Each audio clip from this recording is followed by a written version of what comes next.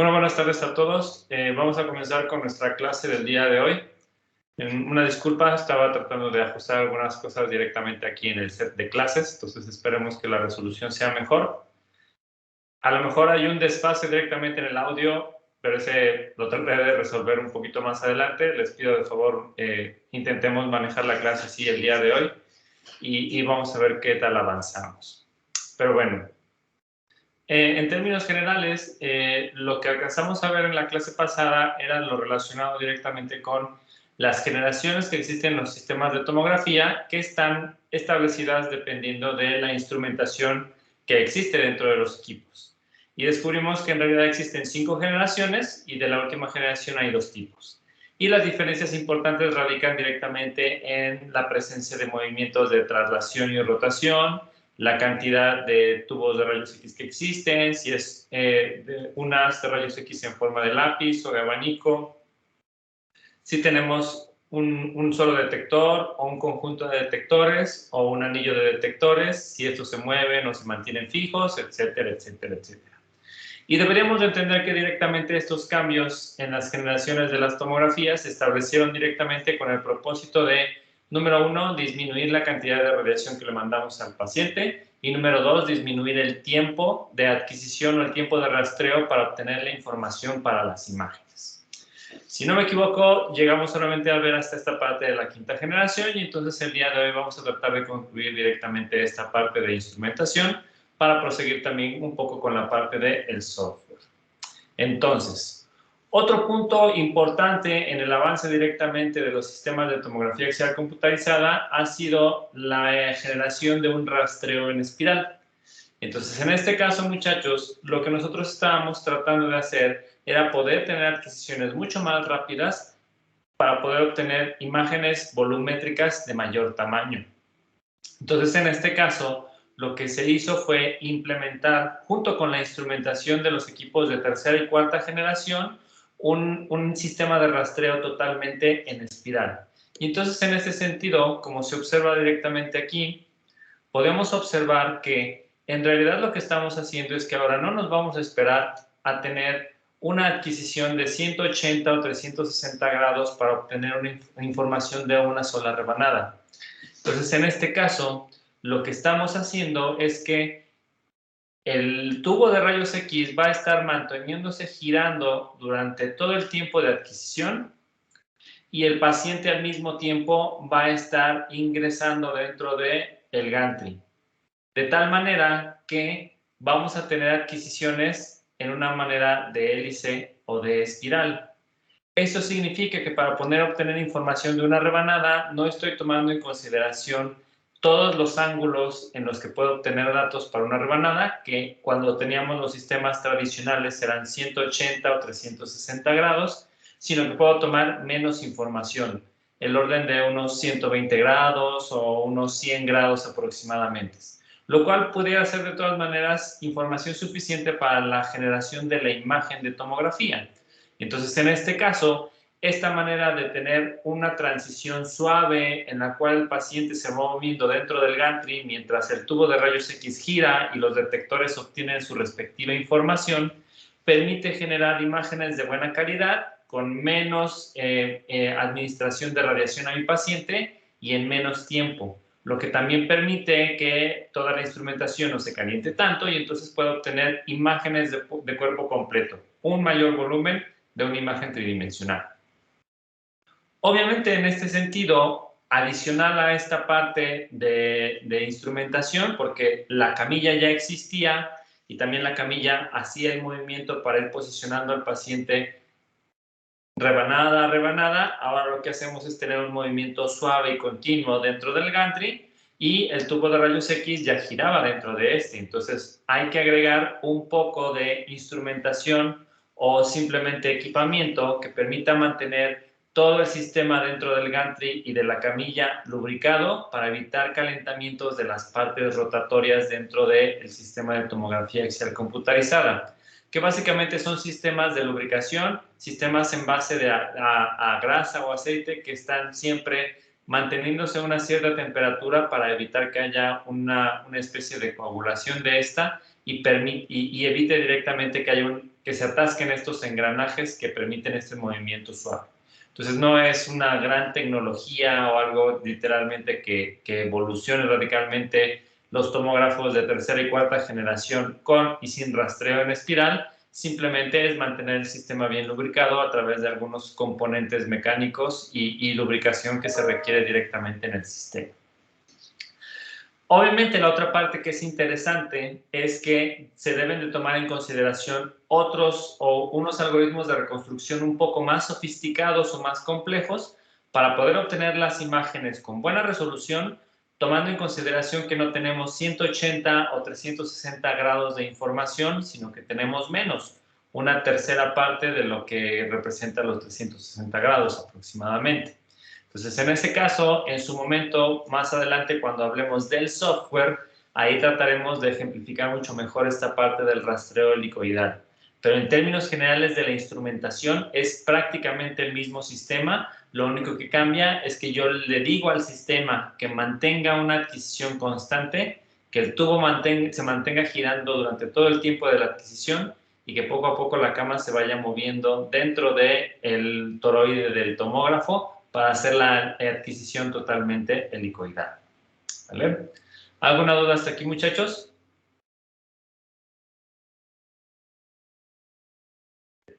Entonces recuerden, si tienen alguna duda pueden levantar la mano en cualquier momento. Si podemos hacer cederles la palabra en cualquier momento y si puedo estar revisando si alguien tiene alguna duda en específico. O mantener también la manera tradicional. Si alguien tiene alguna duda puede abrir su micrófono e interrumpirme en cualquier momento. No hay ningún problema, muchachos. Ok. Entonces, en ese caso, ahora de lo que tenemos que hablar un poco es directamente de los detectores de los rayos X que son utilizados en los sistemas de tomografía axial computarizada. Y en ese sentido, debemos de pensar que estos detectores de rayos X deben de, número uno, tener una alta eficiencia para minimizar la dosis de radiación que le mandamos a nuestro paciente, manteniendo un amplio rango dinámico. Porque nosotros debemos de recordar que con estas imágenes de tomografía, yo debo de ser capaz de poder reconocer una cantidad importante de diferentes tejidos, incluyendo no solo tejido denso, sino también tejido blando. Y entonces debe de ser capaz de poder reconocer estas distintas densidades de los objetos dentro del cuerpo.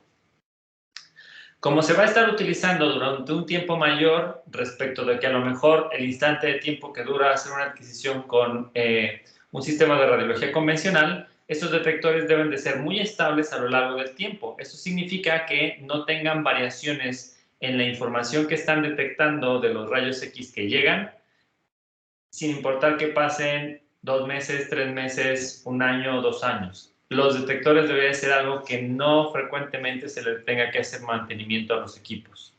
¿Sale? Y lo otro es que deben de ser estos detectores insensibles a variaciones de temperatura, las cuales ya sabemos que suceden dentro del gantry. A final de cuentas, debemos de saber ya que en el gantry existe un tubo de rayos X y para poder generar esta radiación ionizante de alta energía, yo tengo que calentar el tubo de rayos X. Entonces, obviamente, este calentamiento va a estar distribuyéndose a lo largo de todo el gantry por la manera en la que siempre está rotando. Y entonces, en este caso, sistemas electrónicos que pudieran estar generando alguna interferencia directamente con los detectores de rayos X no son convenientes y es una de las características que tenemos que pensar. Que no importa qué pase en términos de variaciones de temperatura, si está muy caliente o está a temperatura ambiente dentro del gantry, los detectores mantengan su estabilidad. ¿Ok? Y en ese sentido, pues se tiene que pensar siempre en 3 factores que me permiten determinar cuál es la eficiencia de los detectores. Llámese la eficiencia de los detectores, qué tan buenos son para captar esta radiación ionizante de alta energía que ya atravesó mi paciente y que me va a servir para la reconstrucción de la imagen.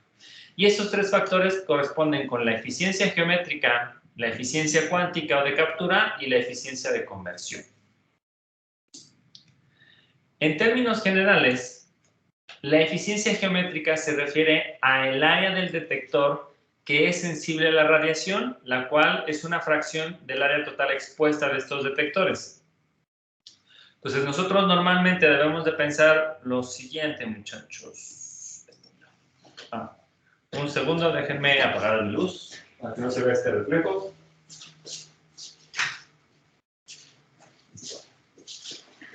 Ya se me había olvidado. Cuando nosotros pensamos directamente en nuestro anillo de detectores, debemos de considerarlos siempre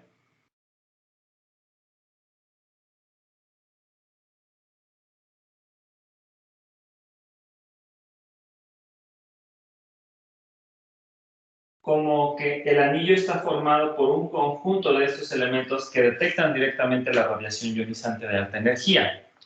Esto significa que desde el punto de vista de la construcción están acomodados de tal manera que se forme este semicírculo y se comprenda como un solo objeto, pero en realidad hay pequeñas partes de ellos. Y de estas pequeñas partes de ellos que corresponden directamente con los detectores de rayos X, si yo asumo que aquí tengo un tubo de rayos X que manda un haz en esta dirección,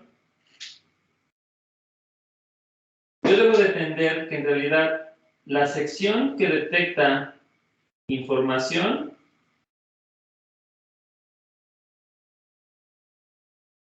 es limitada. Aunque los detectores estén acomodados de una manera continua,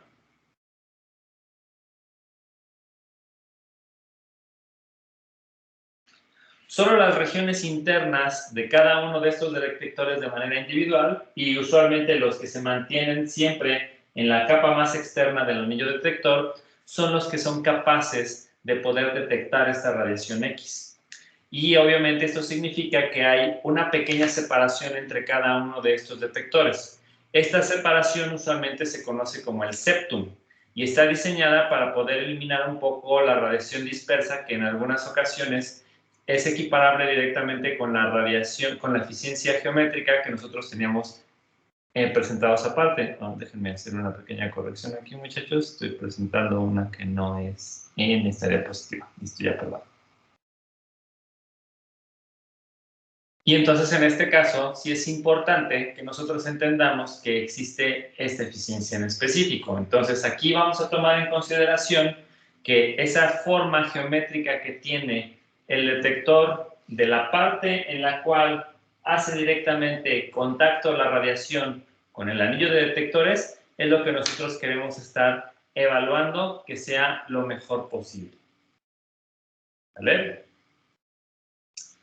En ese sentido también podemos pensar nosotros que existe algo que se conoce como la eficiencia cuántica. Y la eficiencia cuántica se refiere a la fracción, número de rayos X que inciden en los detectores, que son absorbidos y que contribuyen a la señal para obtener la imagen directamente por parte de estos detectores. Eso significa que si de nuevo nosotros regresamos directamente a nuestro pequeño dibujo, y ahora yo pienso a lo mejor en un solo detector, que ahora lo voy a pintar como una especie de cubito, y que en realidad de ese pequeño cubito la eficiencia geométrica corresponde directamente solo a esa parte superior, a la capa más externa del detector, que es en donde impactan mis rayos X.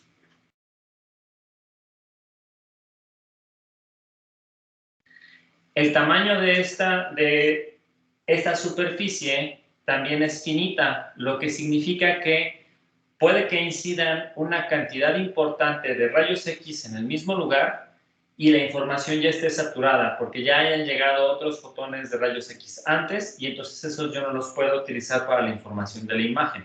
Entonces, en este caso, de ahí la relevancia de que exista tanto la eficiencia cuántica como la eficiencia geométrica. ¿Vale? Y en términos generales, la eficiencia de conversión se va a referir a la habilidad de convertir con precisión la señal de rayos X absorbidos en una señal eléctrica. Es decir, yo tengo que hacer una conversión de rayos X incidentes a una señal que yo pueda medir con una computadora, que en este caso casi siempre es un voltaje o una corriente, para darle un significado y que computacionalmente pueda hacer la estimación de la imagen. Entonces, obviamente, en este caso, vienen involucrados directamente estos tres factores dependiendo de los tipos para determinar la eficiencia de conversión en general y depende mucho la forma en la que están construidos directamente todos estos detectores. Tomando eso en consideración, podemos nosotros establecer que existe un término que se conoce como la eficiencia total, que va a ser el producto de las tres eficiencias que ya mencionamos anteriormente y que usualmente se maneja en rangos de 0 y 1, pensando en que 0 corresponde con que no detecta absolutamente nada y un 1 que puede detectar el 100% de la radiación que estamos mandando. Y ya sabemos que en el mundo real tener algo al 100% es prácticamente imposible. Entonces, en este caso, la eficiencia total en los sistemas de tomografía axial computarizada comerciales manejan valores en el rango de los 0.45 a los 0.85 cuando se consideran todavía funcionales. Mientras más alta sea esta eficiencia total, mejor la calidad de las imágenes porque estoy recibiendo mucha más información. Por eso, cuando se hacen los mantenimientos preventivos directamente de esos sistemas de tomografía, se evalúa directamente la eficiencia total y cuando se encuentran por debajo del 45% de eficiencia o menos de 0.45, aquí este es un indicador súper importante de que esos detectores ya no están funcionando de manera adecuada y van a requerir un mantenimiento correctivo. ¿Vale? Entonces, aquí nosotros debemos de tener bien claro que si se quiere tener una buena calidad de la imagen, se debe de aumentar la radiación hacia el paciente. Y si entonces nosotros aumentamos la radiación hacia el paciente, pues eso significa también que le estamos mandando una mayor dosis hacia mi paciente que probablemente sea innecesaria. Por eso la eficiencia total en el argot de la tomografía también se conoce como la eficiencia de la dosis, que significa qué tanta dosis yo te tengo que meter para obtener una imagen de buena calidad. Y en ese sentido, mientras más baja sea la eficiencia de la dosis, mejor para el paciente y mejor para el equipo, porque significa que está trabajando menos y de todas maneras yo obtengo una imagen de buena calidad. Entonces podemos decir que la eficiencia total y la eficiencia de la dosis son inversamente proporcionales. ¿Vale? ¿Alguna duda hasta aquí? Okay.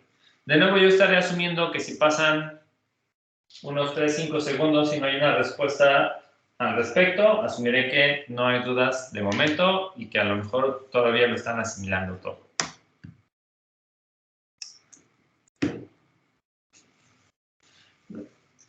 En términos más comerciales, tenemos que pensar que hoy en la actualidad los equipos de tomografía axial computarizada manejan casi siempre dos tipos de detectores de rayos X. Vamos a tener aquellos que se conocen como detectores de estado sólido, que básicamente consiste en un arreglo de cristales centellantes y un conjunto de fotodiodos, el cuales van a estar acoplados para más de 4.800 detectores, más o menos de esta manera. Entonces, en este sentido, nosotros podemos observar por aquí que esta parte que corresponde con este prisma rectangular mucho más grande, corresponde directamente con el cristal de centelleo y por debajo tenemos el acoplamiento de un fotodiodo.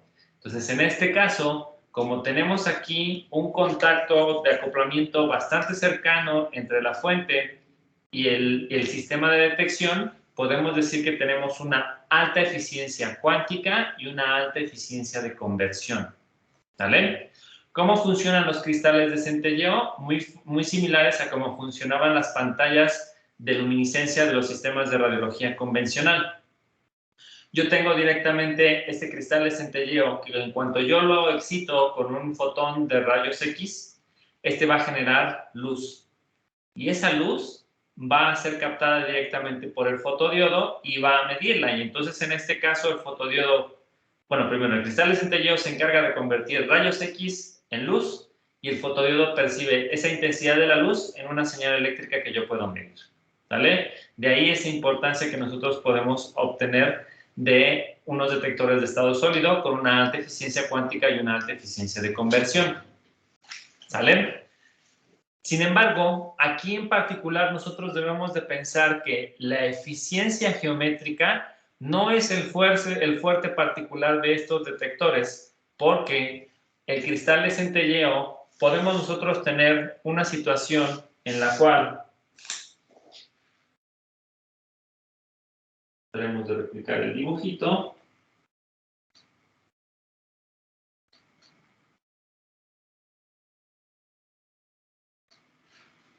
Y por debajo yo tengo mi fotodiodo.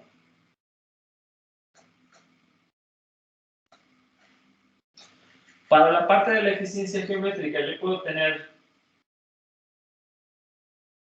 un fotón de rayos X que incide en este lugar y esto hace que se ilumine una parte importante del cristal de centelleo. Tal vez no se ilumina todo, pero va a tener una especie de patrón de intensidades en donde la parte central es el punto donde incide directamente el fotón de rayos X y tengo una dispersión o una difuminación directamente de esta información. Esto significa que no es muy puntual.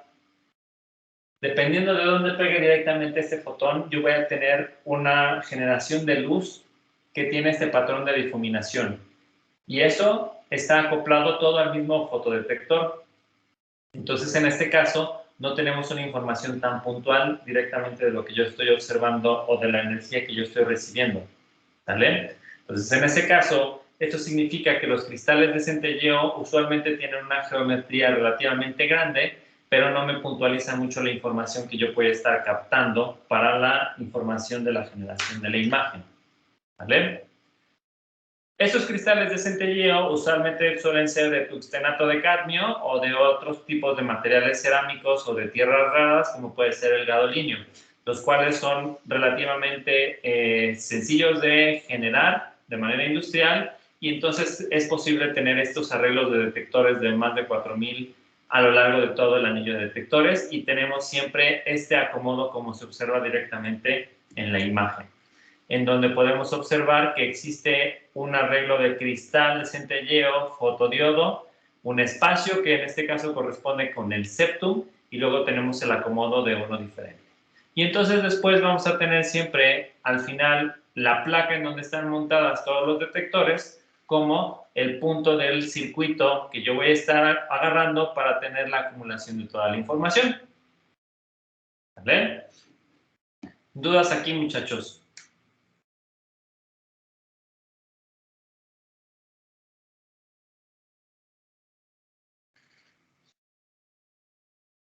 ¿No? Perfecto. Denme un segundo, muchachos, voy a responder un mensaje rapidísimo de una junta que me voy a saltar.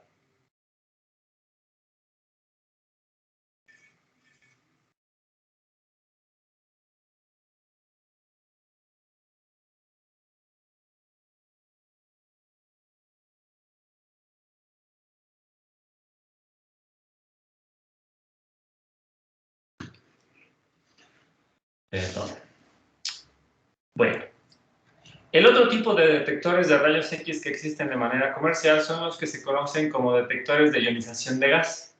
Entonces, en este caso, aquí vamos a ver que en lugar de tener elementos físicos separados por completo, vamos a tener un arreglo de pequeñas cámaras que contienen gas comprimido y que entonces en este caso hablamos de un gas xenón a aproximadamente 30 atmósferas. Entonces tenemos un tubo de cristal que tiene esta forma semicircular en donde tenemos nosotros este gas a presión y dentro de este gas a presión nosotros tenemos septums o pequeños filamentos los cuales separan de manera virtual las cámaras que yo quiero detectar o que hacen la ejemplificación directamente de mis detectores. En este caso lo que está sucediendo es que como yo tengo una cámara a una presión específica, en el momento, y los rayos X son transparentes a esta capa que contiene directamente a toda esta cámara de ionización. Entonces, en este caso, los rayos X atraviesan la parte inicial, la barrera inicial de la cámara y generan una perturbación. Entonces, en este caso, estos fotones de rayos X van a impactar en cada uno de estos septums y cada que impactan en uno de esos septums se va a generar una perturbación mecánica y esa perturbación mecánica lo que va a generar es un cambio de presión Y entonces ese cambio de presión es el que yo puedo detectar directamente en un sistema con un equipo de amplificación de manera natural y poder recolectar la información, ¿sale? Entonces, en este caso, aquí yo tengo una mejor detección o una mejor eficiencia geométrica porque no tengo esa separación que existía directamente entre los otros y sí puedo tener una forma más individualizada de obtener la información, porque solamente para cada uno de estos septums la contribución van a ser todos aquellos que peguen en él. Si yo tengo un fotón de rayos X que pega en algún otro lado, no voy a tener una contribución en los demás, porque cada uno de estos septums va a estar acoplado directamente a un sistema electrónico, que el cual yo voy a poder amplificar de manera individualizada y luego hacer la acumulación. Y no tengo ese problema que tenía antes de que primero yo, en donde pegan mi cristal de centelleo, se genera una luz que no es focalizada. Aquí sí, aquí yo trato de tener información más puntualizada porque no me importa si pega en la parte alta del septum, en la parte baja, en la parte derecha, en la parte izquierda o en el ángulo en el que sea. Todos esos que van a impactar generan una perturbación y a final de cuentas generan una contribución para ese punto en específico. Caso contrario, lo que sucedía en los cristales de centelleo, en donde teníamos directamente que si depende de dónde caiga el fotón de rayos X, voy a tener un comportamiento no puntual para ese fotodetector en específico, ¿sale? Entonces, en este caso, esto también permite tener una mejor eficiencia geométrica. Entonces, estos detectores de cámara de ionización de gas tienen una excelente estabilidad y un amplio rango dinámico. Sin embargo, aquí el detalle es que tenemos una menor eficiencia cuántica respecto de los detectores de estado sólido. ¿Qué significa eso? Que aquí sí nosotros pudiéramos tener puntos en los cuales yo tengo, déjenme cambiar para acá.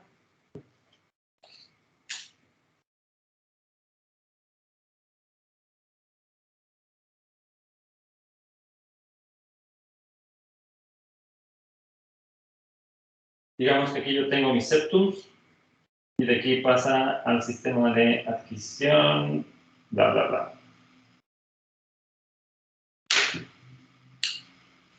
Hay que tomar en consideración que si aquí perturba directamente un fotón de rayos X, este obviamente va a generar un cierto movimiento y va a generar una cierta histéresis.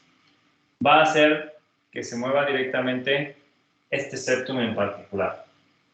Y esa perturbación mecánica es la que yo voy a medir como una contribución. Pero si por alguna razón yo tengo un elemento que pega aquí y yo tengo un elemento que pega acá, que obviamente van en direcciones contrarias, esto a final de cuentas puede hacer que la perturbación se anule un poco. Y entonces en este caso es aquí donde la eficiencia cuántica comienza a disminuir un poco, porque puedo tener tanta información que a final de cuentas una se cancele con otra al momento de generar la transformación a la energía eléctrica que yo quiero para la repercusión de la imagen. Entonces, en este caso, son de las cosas que tenemos que considerar y hay que elegir qué es mejor, si trabajemos con detectores de estado sólido o si trabajemos con detectores de cámara de gas, de ionización de gas, perdón. A final de cuentas, desde el punto de vista comercial, los usuarios finales no tienen un gran conocimiento directamente del tipo de detectores que se tienen.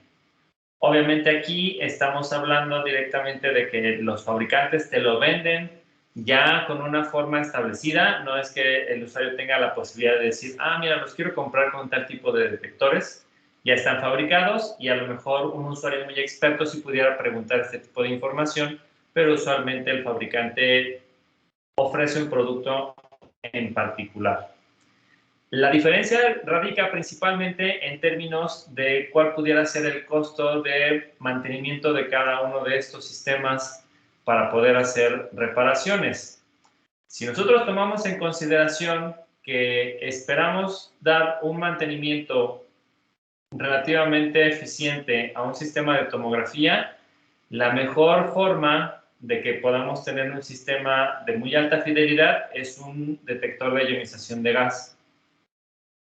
Sin embargo, si se truena un septum de la cámara de ionización de gas, la reparación es muchísimo más costosa porque hay que cambiar toda la cámara de ionización de gas, a pesar de que solamente sea un septum el que se está echando a perder. Porque es un sistema que está con una presión específica, es un sistema que tiene directamente este sistema hermético donde se encuentran todos estos septums, y eso a la hora de tener una descompostura puede ser bastante costoso y prácticamente mejor te compras otro sistema de tomografía que sea computarizada. En cambio, los detectores de estado sólido, como son detectores independientes, aquí sí se puede hacer un análisis un poco más específico, determinar cuáles son los que ya no funcionan y requieren reemplazo, y solamente se cambia ese elemento de la tarjeta computacional. Entonces, digamos que tiene unas ventajas importantes en términos de costo hacia el usuario final que respecto de la cámara de ionización de gas. ¿Vale? ¿Alguna duda hasta aquí, muchachos?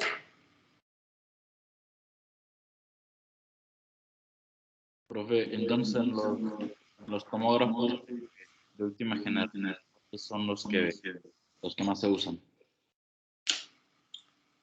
¿Perdón? ¿Los tomógrafos de última generación son los que más se usan? Ajá, en los de quinta generación, por ejemplo, ¿se usan más los de estado sólido o los detectores de xenón? No, esto es un poco invariante. Depende totalmente del fabricante y del tipo de modelo que tú compres. O sea, puede ser que tengas un tipo de tomógrafo de quinta generación con el ánodo semicircular, y dentro de las especificaciones se establezca que se tienen detectores de ionización de gas. Y eso particularmente no es que tú lo puedas elegir. Entonces, en este caso en específico es cuestión del fabricante, de qué es la tecnología que sea más rentable para ellos. Obviamente es más rentable siempre tener también una ionización de gas porque puede ser una reparación más costosa y al final de cuentas el usuario siempre quiere tener trabajando su equipo, pero ya es decisión totalmente del usuario.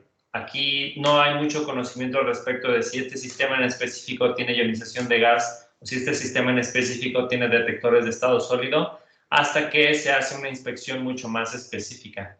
Pero si tú buscas, por ejemplo, en una cotización un sistema de tomografía, General Electric, Philips o Siemens, por ejemplo, en este caso aquí esta información es muy particular y el especialista de producto tal vez te la pueda compartir, pero no es que pueda haber una gran diferencia en el precio. Al final de cuentas, el precio seguramente te lo dan por todo el sistema completo, incluida la instalación, y los detectores no es algo que tú tomes en consideración, a menos de que lo vayas a preguntar. Entonces, aquí no es tan sencillo decidir, todos los de quinta generación seguramente tienen de ionización de gas, o todos los de quinta generación tienen de estado sólido. Es una cosa totalmente del fabricante.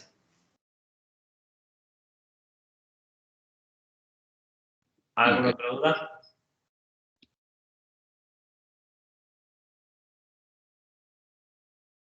No, perfecto. Entonces, los detectores deben de brindar una medida de atenuación de los rayos X. Y entonces, en este caso, nosotros sabemos que la intensidad de los rayos X es atenuada por procesos de absorción y de dispersión cuando atraviesan directamente a nuestro paciente. Entonces, en este caso, el grado de atenuación de la energía de los rayos X va a depender totalmente de la densidad de los tejidos que yo vaya a estar atravesando. Y en ese caso en específico, la intensidad que se transmite a los detectores, que significa la intensidad de los rayos X que se tienen después del paciente, se obtiene a partir de esta pequeña integral que vamos a estar analizando un poquito más adelante. Pero ahorita recuérdenla un poco de momento. Entonces aquí esta integral básicamente me está diciendo que la energía, que la intensidad de los rayos X que se transmite directamente a los detectores es igual a la intensidad incidente en el paciente multiplicada por una exponencial que está relacionada con una integral de línea del coeficiente de atenuación de los diferentes tejidos a lo largo del grueso directamente de ese objeto, que significa esta distancia recorrida por los rayos X. Entonces, esto en específico, yo tengo que despejarlo porque la información útil para los detectores corresponde directamente con el coeficiente de atenuación, ¿sale? Entonces, en este caso, debemos de recordar siempre eso. lo que los detectores necesitan como información útil para la reconstrucción de la imagen es este valor de mu. Este coeficiente de atenuación es el que yo quiero saber.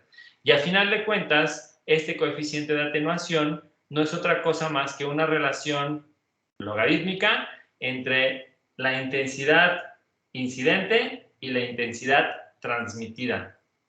¿Vale? Y vamos a ver un poquito más adelante una pequeña deducción de esto para que quede un poquito más claro, pero no se les vaya a olvidar. ¿Sale? Entonces, esto es lo que ven los detectores. Los detectores ven directamente esta intensidad transmitida,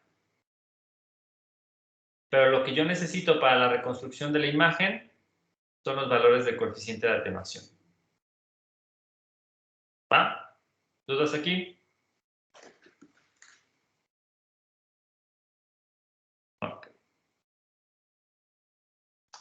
Entonces, los sistemas de tomografía computarizada, desde el punto de vista de la adquisición de los datos, pues vamos a tener un conjunto de elementos que van a estar involucrados para poder hacer la adecuación precisa de la información que llega de atenuación de los rayos X a los detectores y poder mandarla directamente a una computadora para hacer la reconstrucción de la imagen.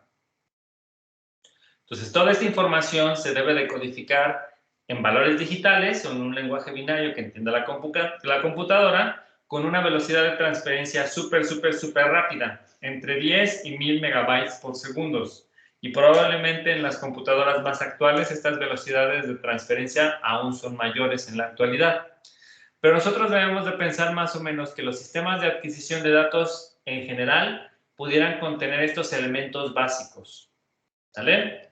Tenemos un elemento detector, que pueden ser un detector de estado sólido o uno de ionización de gas.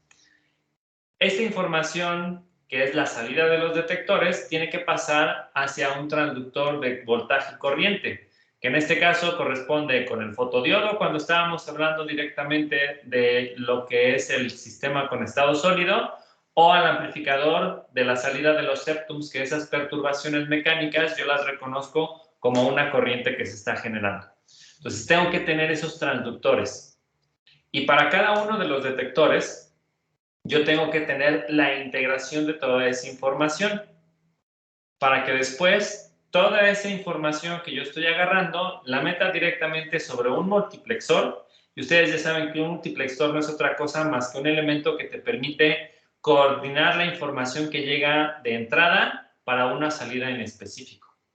¿Por qué requiero yo de un multiplexor? Porque debemos de recordar que todos estos detectores están recabando información para diferentes rebanadas y esa información se repite. Entonces, en este caso, este multiplexor debe de ser capaz de entender qué instantes de tiempo son los que yo necesito para tener directamente la acumulación de la información de todos los detectores involucrados en esa rebanada, en ese instante del tiempo, y cuando ya terminé y tengo que apagar los sistemas y después volverlos a encender para tener la información de otra rebanada.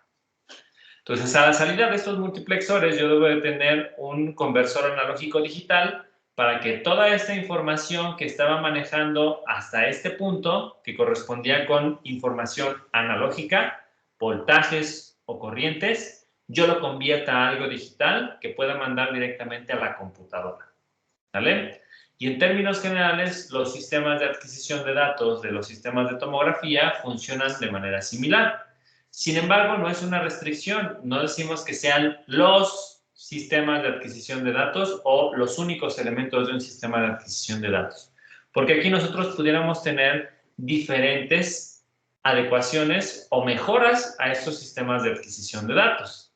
Entonces, si ustedes piensan directamente en esta cadenita de bloques con el conocimiento que ya deberían de tener de sus cursos de a lo mejor circuitos, electrónica analógica digital, o a lo mejor incluso un poco si ya vieron cosas más de instrumentación o algo más particular, circuitos eléctricos, ¿se les ocurre alguna cosa que pudiéramos sustituir que cumpla la misma función que todos estos elementos, pero que pueda ser una cuestión mejor?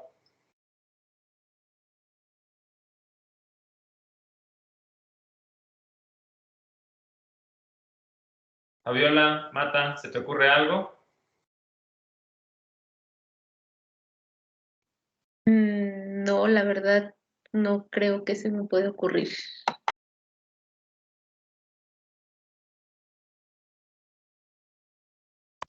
Bueno, no vamos a torturarlos tanto porque las famosísimas clases virtuales tal vez a ustedes no les han permitido tener la práctica necesaria desde el punto de vista de circuitos y electrónica. Pero uno de los principales problemas que nosotros pudiéramos tener en el paso de información entre bloques es lo que se conoce como el acoplamiento de impedancias.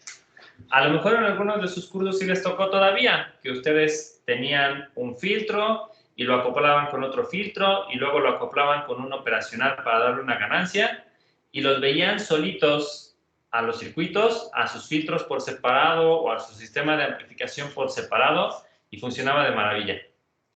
Y luego los juntaban todos en un solo protoboard y era un desastre total. Entonces, eso es un problema muy común en sistemas electrónicos de manera general por lo que se conoce como el acoplamiento de impedancias. Lo que significa que cuando juntamos un bloque con otro bloque, tenemos que tomar en consideración qué impedancias tienen cada uno de ellos y ver si cuando pongo un cablecito entre los mismos, no se va a ver afectado directamente ese valor de impedancia que yo tengo en el sistema original, el sistema individual. Entonces, en este caso, hay maneras en las cuales uno puede evitarse directamente esos problemas de acoplamiento e incluso pensar que tengamos una transmisión que no sea cableada. Para eso pudiéramos tener un cambio directamente, en lugar de tener una conexión entre multiplexor y un convertidor analógico digital, pensar que del multiplexor yo hago una transmisión al convertidor con un transistor óptico. Y entonces en este caso, ahí yo pudiera tener un sistema que literalmente desacopla las cosas, no están conectadas físicamente, pero me permiten el envío de información. Y entonces eso es lo que soluciona en muchas ocasiones los acoplamientos de impedancias, porque no están conectados uno con el otro, son sistemas independientes, pero mandan información uno entre otro. Y esos transmisores ópticos los pudiéramos tener entre cada uno de estos bloques para eliminar ese problema en específico. Otra forma de poder tener la información y que, por ejemplo, yo quite este multiplexor, que a final de cuentas este multiplexor tiene que esperarse a que tenga la información de cada uno de los detectores y decide cuándo los mando y cuándo no, puedo tener otra cosa que se conocen como convertidores voltaje-frecuencia síncronos, que básicamente lo que hace es que estima en qué tiempos en específico yo requiero tener la acumulación de una información y no se espera directamente a que tenga información de todos los detectores, sino que dice, por tiempo, los que tenga y los que me hayan mandado información, lo establezco y mando los datos. No me espero a que mi multiplexor funcione en todas las entradas para poder determinar la salida, sino que en base a otra variable, como pueden ser la cantidad de voltaje acumulado, la cantidad de tiempo o la frecuencia que yo pueda tener entre ambos, los sincronizo y con eso mando la información y me elimino este bloque multiplexor que en muchas ocasiones puede ser un poco engorroso por la dependencia que tiene a las entradas del multiplexor. ¿Vale? Y así como estos pequeños ejemplos, pudiéramos tener muchas opciones de mejora. De ahí también que, por ejemplo, llamamos este bloque como elemento detector. No dijimos un detector de estado sólido, no dijimos un detector de ionización de cámaras, sino simplemente un detector. Ambos cumplen la misma función, solamente que tienen una forma de construcción distinta. Y entonces son las cosas que nosotros debemos de tomar en consideración. ¿Vale? ¿Alguna duda hasta aquí, muchachos?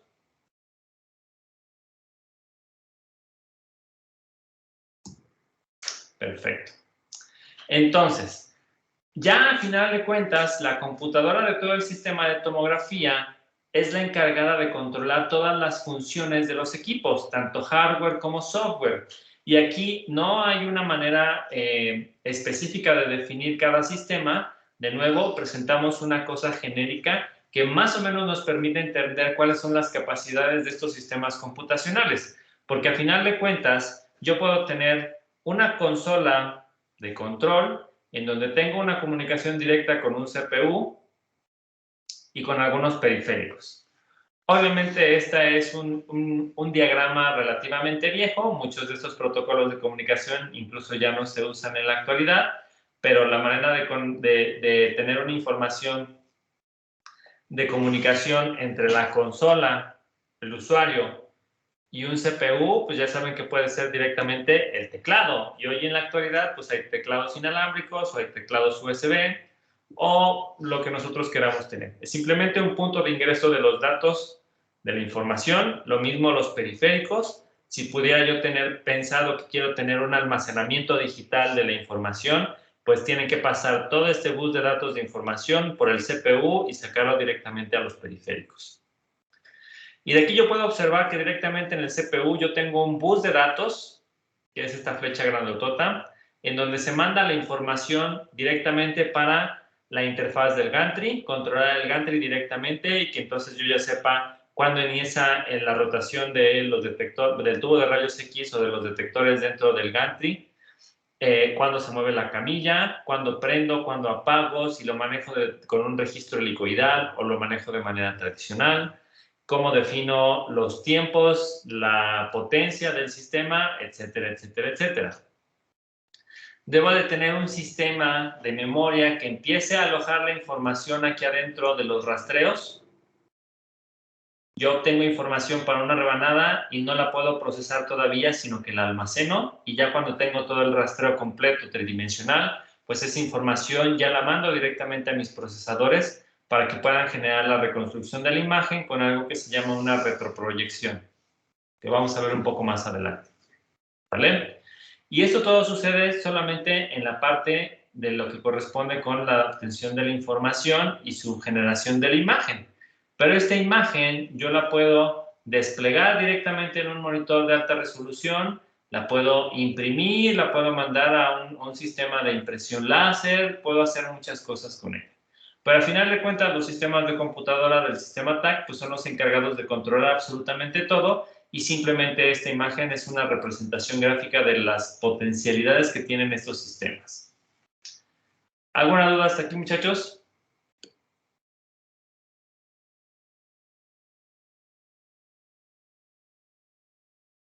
Perfecto.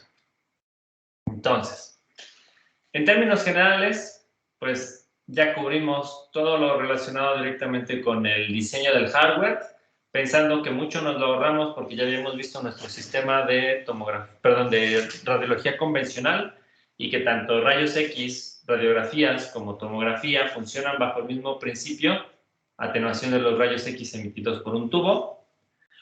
Pues entonces la parte de hardware, digamos que la tenemos cubierta, por lo menos los elementos básicos. Y ahora nos vamos a concentrar un poco en lo que corresponde con la reconstrucción de la imagen o el software. Y para esto tenemos que definir un pequeño concepto que es clave que podamos entender para entender cómo funciona el algoritmo de reconstrucción. Y ese concepto es una proyección. Entonces, para un sistema de tomografía axial computarizada, una proyección es la interacción de energía que viaja en línea recta con un objeto que se interpone en su camino. ¿Vale? Esta interacción se puede modelar mediante una integral de línea sobre las características del objeto, como la integral que vimos hace rato, en donde estaba relacionada directamente la intensidad incidente, la intensidad transmitida y una exponencial multiplicada por una integral. Y esa integral me da información directamente del coeficiente de atenuación. Entonces, ahorita vamos a retomar un poco más esta información en específico y vamos a tratar de entender qué significa directamente esta integral de línea. ¿Vale? Y luego, una proyección topográfica consiste en varias integrales de línea del coeficiente de atenuación. Entonces, la proyección topográfica lo vamos a llamar también el rastreo. Entonces, mi proyección topográfica es que yo tenga para un elemento en específico un montón de información que me permite generar datos relacionados con el coeficiente de atenuación. Y esto, nosotros ya sabemos que el rastreo significa que yo tengo un barrido para un ángulo en particular. ¿Vale? Entonces no se vayan a perder en esa parte en específico. Ahorita lo vamos a tratar de ejemplificar un poquito mejor. Y por último, el valor del coeficiente de atenuación mu está en función del material que atraviesan los rayos X y obviamente existe una mu específica para cada tipo de objeto que nosotros vayamos a estar atravesando. ¿Vale? ¿Dudas aquí?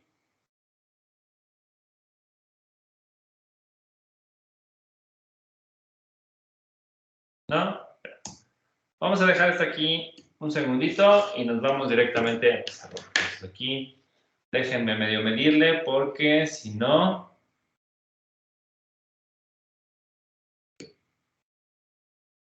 No voy a ver, aquí tengo mis notas, pero mis notas no se alcanzan a ver muy bien. Entonces vamos a tratar de pintar. Cuando definimos el concepto de proyección,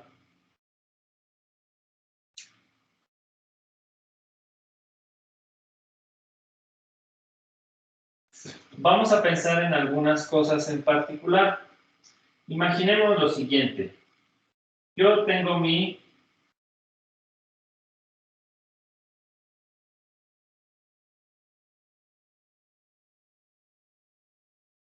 famosísimo tubo de rayos X, con mi respectivo filamento de tungsteno, mi blanco y la ventana.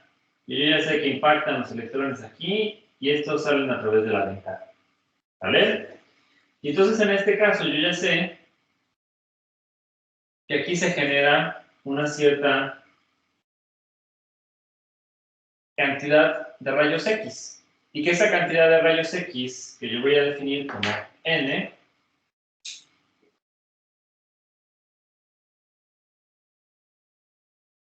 que en realidad ese es el número de fotones de rayos X. Ay, perdón.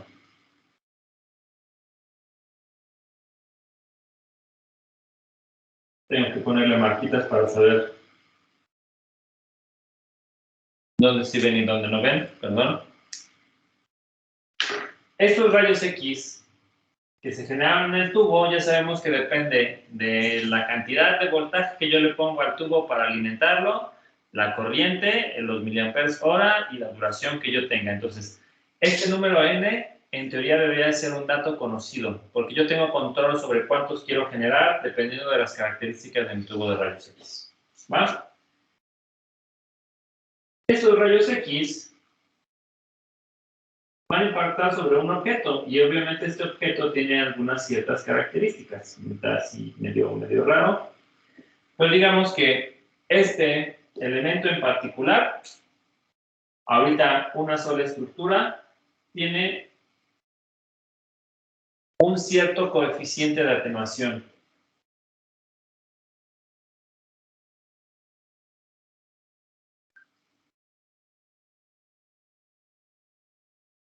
Características propias de ese objeto. Estoy escribiendo muy chiquito, ¿verdad, muchachos? Ahí también avísenme sobre eso, porque si no...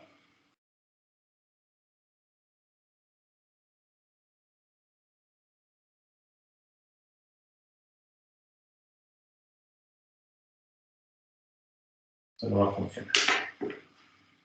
Este coeficiente de atenuación, a final de cuentas, me va a generar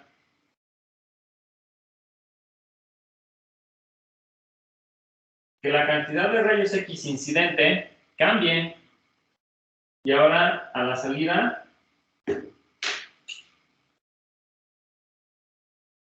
yo tengo una diferencia respecto de esos que yo tenía a la entrada. Y obviamente estos rayos X también, que son, vamos a ponerle un asterisco porque son diferentes de los iniciales, ya tienen diferentes valores de intensidad, ya atravesaron por el objeto y tienen diferentes composición. Estos rayos X son los que yo voy a meter directamente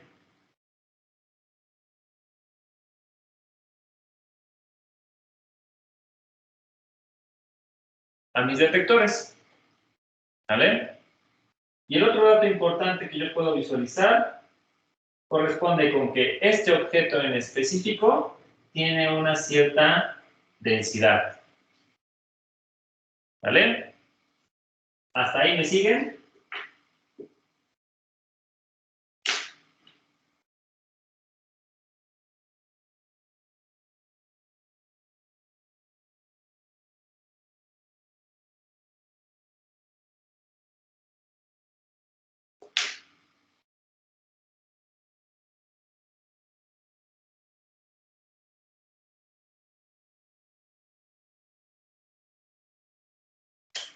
Tenemos estos 4 parámetros interesantes que me sirven un poco para definir una pequeña ecuación.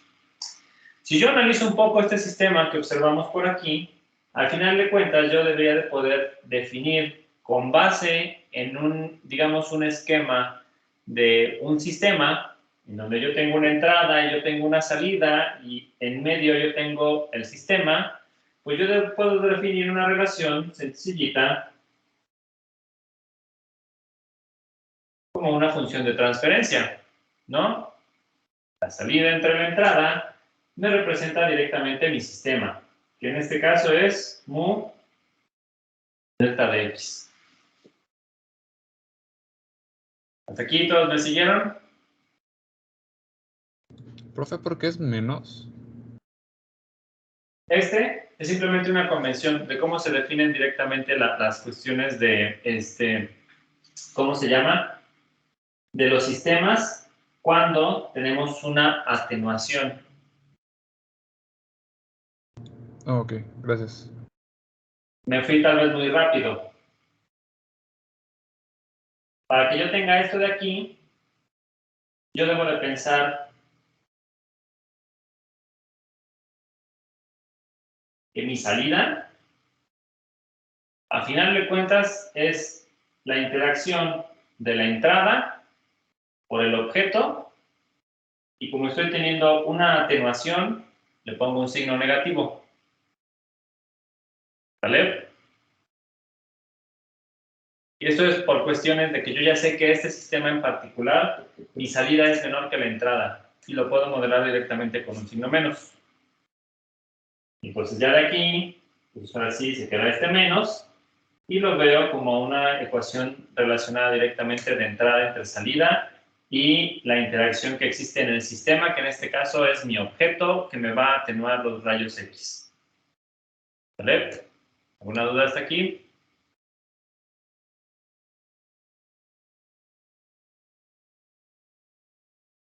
¿No? Entonces, aquí es en donde vamos a empezar a ocupar algunas de sus cosas que se supone que vieron en algunos cursos de cálculo y en algunas otras materias importantes. Yo tengo esta pequeña ecuación que está definida en términos de deltas. Cuando nosotros consideramos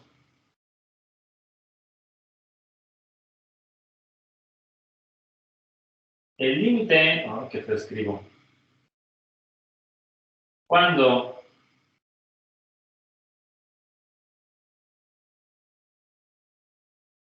este espesor de mi objeto tiende a 0, entonces lo que yo puedo hacer es obtener una ecuación diferencial de esta de aquí.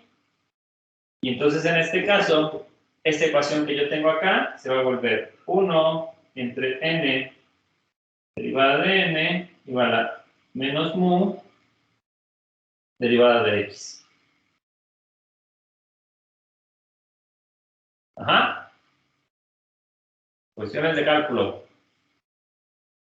Cuestiones de los límites, y que entonces en este caso yo puedo hacer siempre una aproximación a una ecuación más genérica que no dependa directamente de estos deltas, que no dependa de esas diferencias. Y entonces lo puedo plantear como una ecuación diferencial.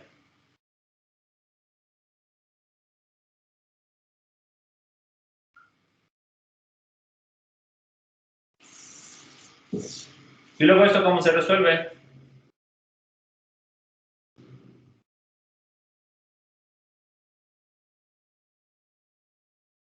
¿Cómo elimino esas de x o esa de n?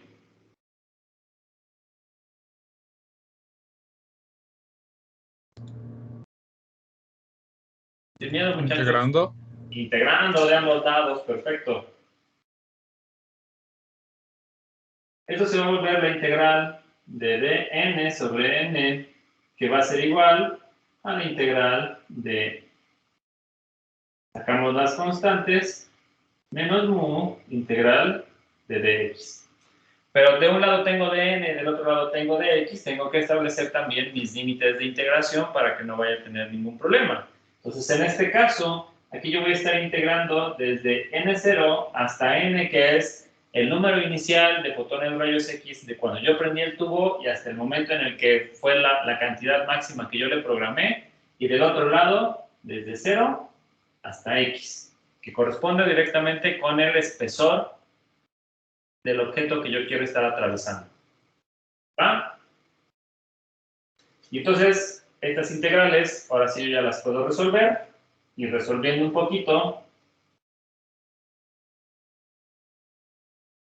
espero que se acuerden más o menos cómo se resuelven estas integrales, pero es algo relativamente rápido.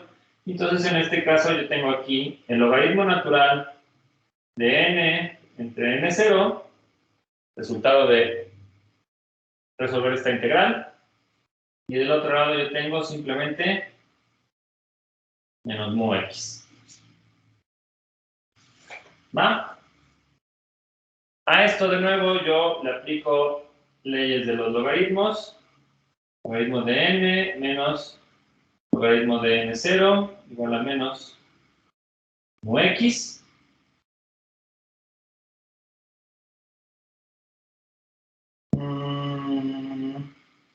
No, este no me sirve de nada. Mejor vamos a quitar los logaritmos de una vez, que son las cosas que también nos meten en problemas. ¿Y cómo quito un logaritmo natural?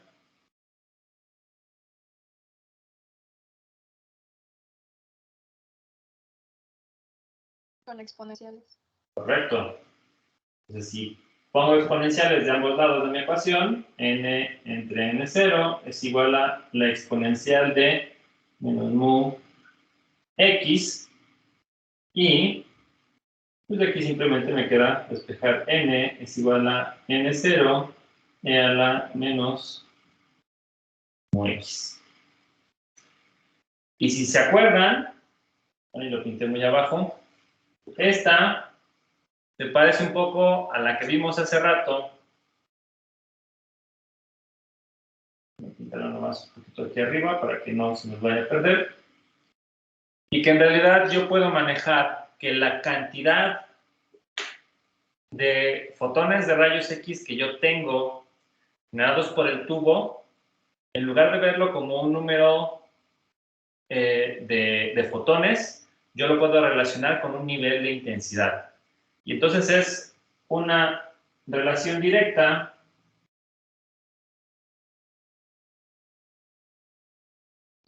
que yo haga esta pequeña conversión. Y entonces ahora sí, yo tengo una ecuación que me representa una proyección considerando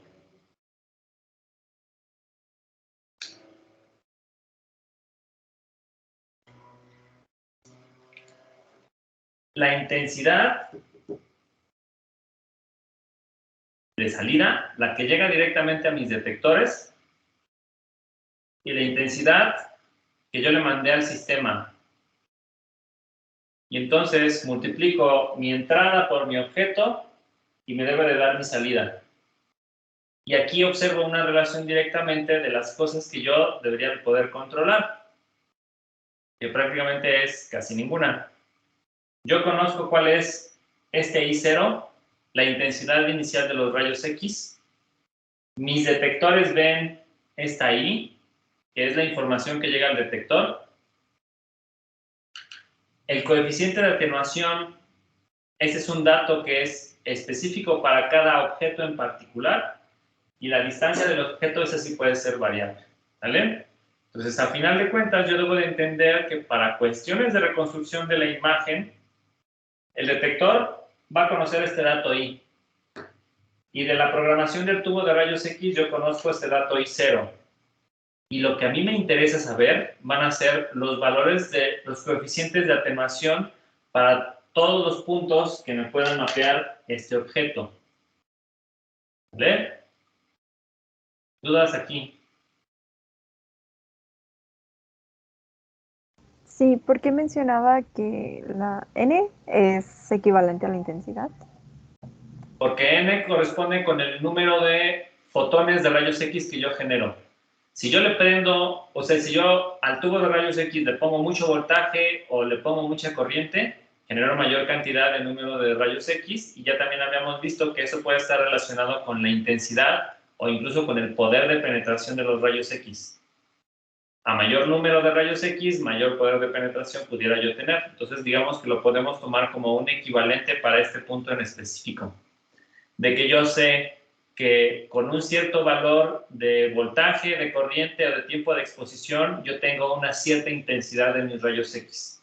Cierta intensidad en términos de unos rayos X que tienen un cierto nivel de penetración. ¿Vale?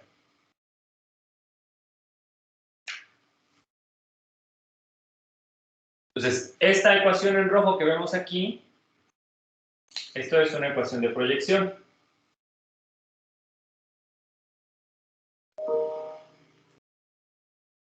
¿Va? ¿Más dudas?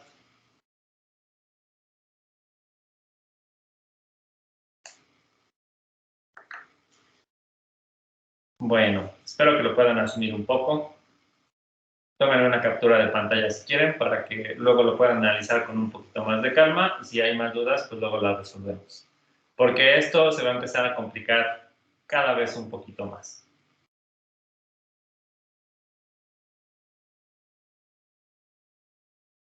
Entonces, avanzamos un poquito.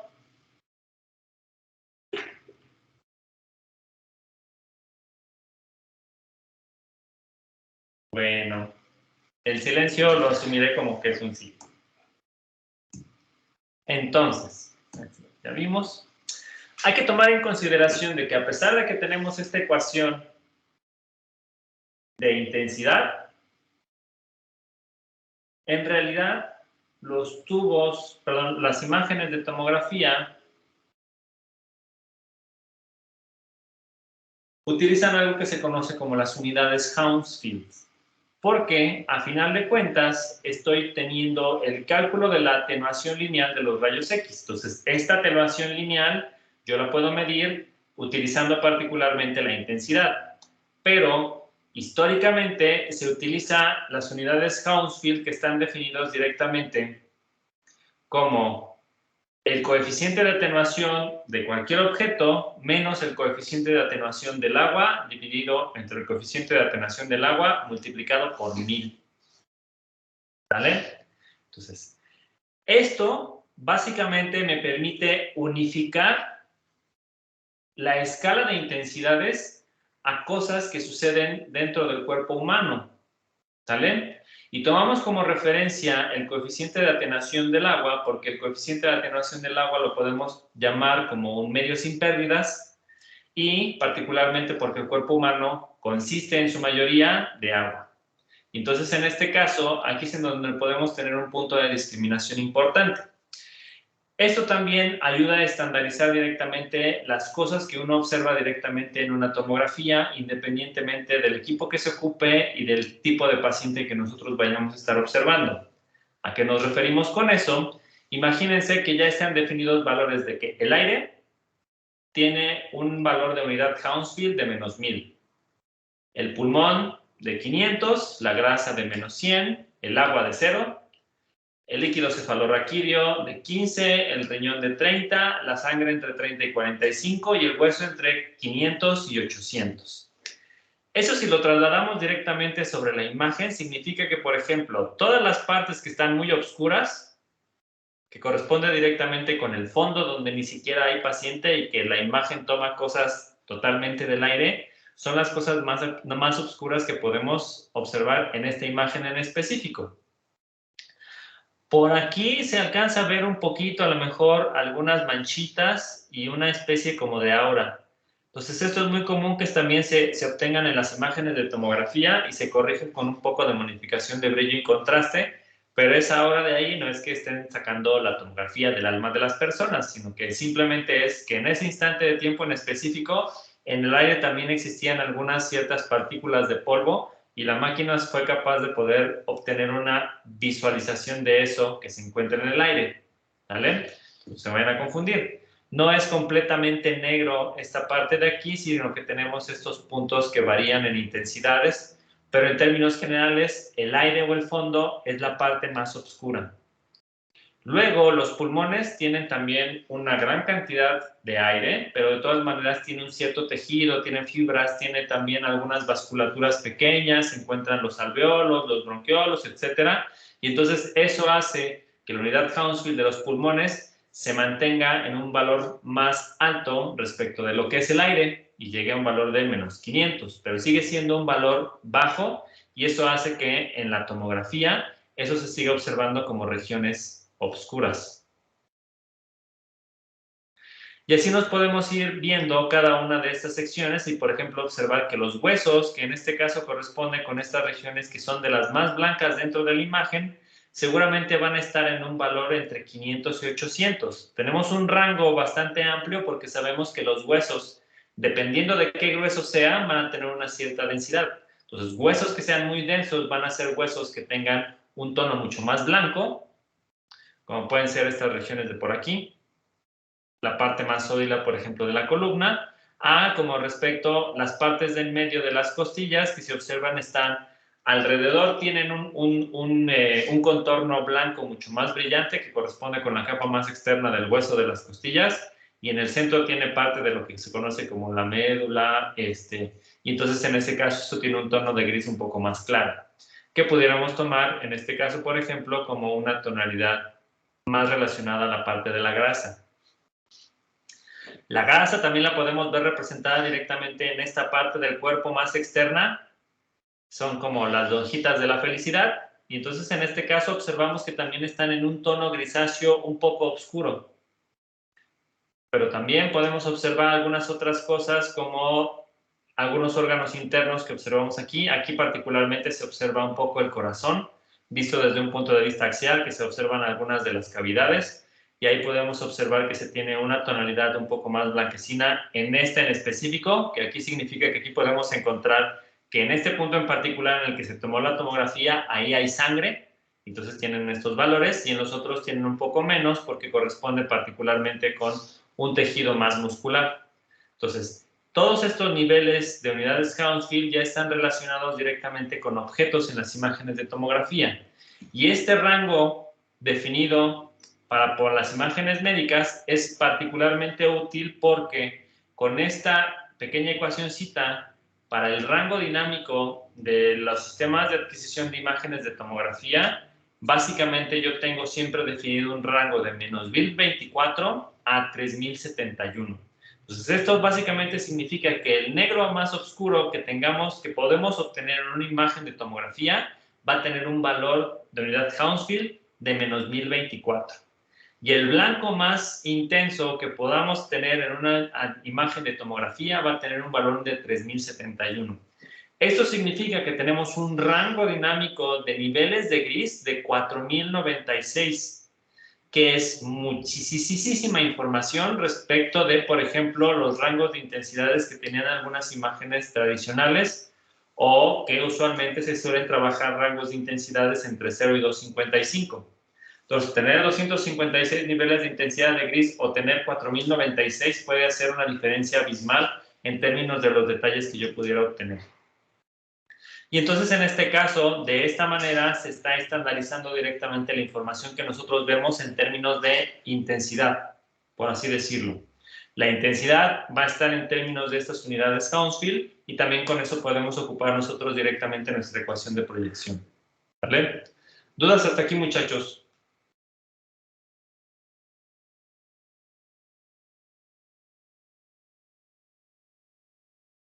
¿No? Por hoy le vamos a dejar hasta aquí para no traumarlos con la parte que sigue. Mejor con calma lo vemos la siguiente clase. Por allá, al equipo que tiene que exponer de tomografía, creé un canal privado para los integrantes del equipo para que revisen lo que les escribí por ahí para darles un poco de retroalimentación. Y yo pensaría que estarían exponiendo tal vez para el miércoles o viernes de la próxima semana. De cualquier manera, vayan trabajando en su exposición. Revisen los comentarios que les hice. Si tienen dudas, me escriben y pues iremos avanzando poco a poco directamente con esta unidad para que después ustedes puedan presentar sus artículos. Si no hay dudas, entonces en este caso sería todo por el día de hoy, muchachos. Les agradezco y nos vemos el próximo viernes. Gracias, muchachos. Hasta luego. Gracias. Gracias, doctor. Hasta luego. Gracias, hasta luego. Gracias.